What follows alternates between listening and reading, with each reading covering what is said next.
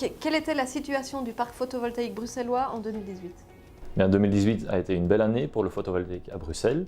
Donc, le photovoltaïque a connu un bel essor et donc plus de 22 MW crête ont été installés en un an, ce qui fait plus du double de ce qui avait été installé en 2017, pour atteindre au final, fin 2018, un parc total installé de 95 MW crête.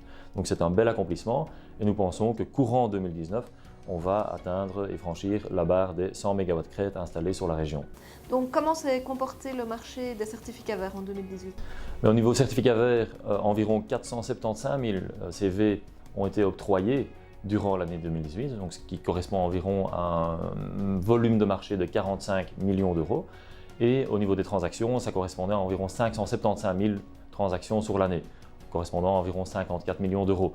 Donc les transactions peuvent être d'un volume plus important que l'octroi même, puisque un CV peut être vendu plusieurs fois, éventuellement en intermédiaire, pour au final atterrir chez un fournisseur. Donc le marché est dynamique, des intermédiaires s'installent aussi. Nous avons l'impression que les prosumeurs sont plus actifs aussi, sont plus conscients de ce qu'ils peuvent faire et de ce qu'ils peuvent attendre et de leur position de négociation. Les fournisseurs de leur côté ont rempli tous leur obligation de retour quota. Mais donc ce n'est pas parce que mathématiquement ils l'ont rempli que nous ne percevons pas quand même une certaine tension sur le marché qui est due à une certaine illiquidité. Donc mathématiquement il y a suffisamment de CV, mais en fait probablement au niveau de liquidité ce n'est pas suffisant. Du coup on voit des prix qui sont quand même forts à la hausse. Quels sont les défis à venir pour le service des énergies renouvelables? Bien, ils sont nombreux.